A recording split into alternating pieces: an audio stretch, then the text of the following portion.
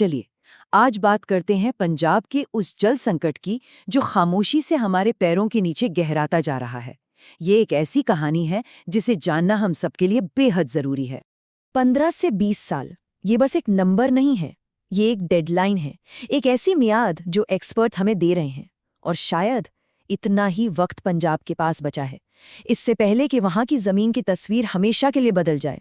जी हाँ, अगर हालात ऐसे ही बने रहे तो जानकारों का मानना है कि पंजाब का भूजल यानी ग्राउंड वाटर खत्म होने के कगार पर पहुंच जाएगा। ये एक बहुत ही डरावनी हकीकत है, और ये समझने के लिए कि हम इस मोड़ तक पहुंचे कैसे, हमें पहले पूरी तस्वीर को जरा बड़े पैमाने पर देखना होगा। देखिए, पंजाब का ये संकट कोई अलग-थलग घटना नहीं है। इसे सही मायने में समझने के लिए हमें पूरी दुनिया में पानी के बंटवारे को देखना होगा।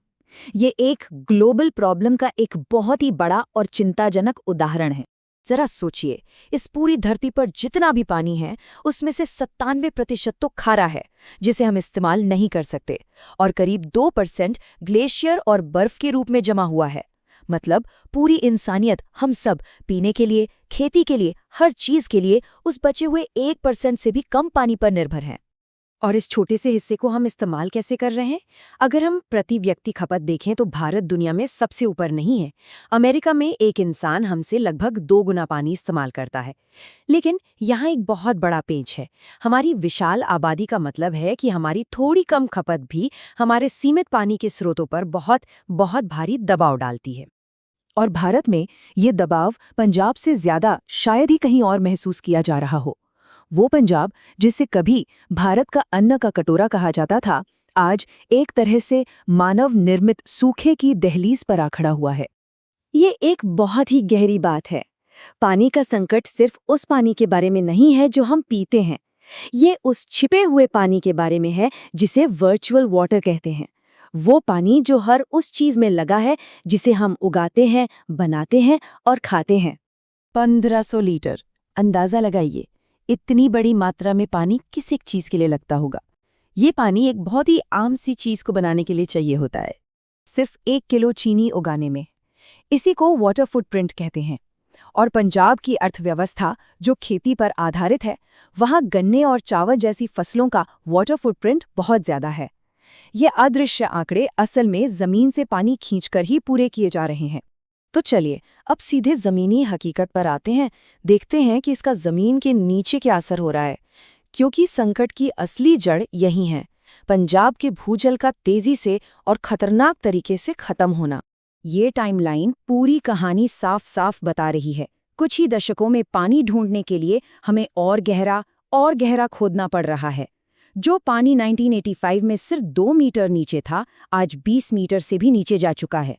और भविष्य के अनुमान तो और भी डराने वाले हैं। हर साल औसतन 2 मीटर। ये कोई सामान्य दर नहीं है। ये उस भविष्य की तरफ एक तेज ढलान है जिससे हम सबको डरना चाहिए।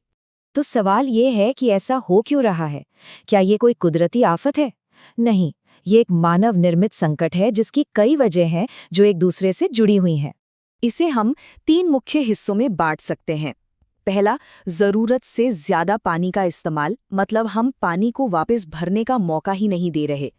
दूसरा, बदलता हुआ मौसम, जिससे बारिश कम हो रही है। और तीसरा, प्रदूषण, जो हमारे बचे खुचे पानी को भी जहरीला बना रहा है। और क्लाइमेट चेंज का असर बारिश के इन आंकड़ों में साफ दिखता है। साल 2000 से पहले पंजाब में औसतन 606 मिलीमीटर बारिश होती थी। अब ये आंकड़ा गिरकर सिर्फ 357 मिलीमीटर रह गया है। तो एक तरफ कुदरत से पानी कम मिल रहा है और दूसरी तरफ हम जमीन से पहले से ज्यादा खींच रहे हैं। इसका अंजाम तो एक ही हो सकता है। तो ये सब हमें कहाँ ले जाकर खड़ा करता है? अब हम अपने विश्लेषण के आखिर में उसी सवाल पर लौटते हैं जिसके साथ हमने शुरुआत की थी। ये कोई 1-2 इलाकों की समस्या नहीं रह गई है। ये एक ऐसा संकट है जिसने पूरे राज्य को अपनी चपेट में ले लिया है।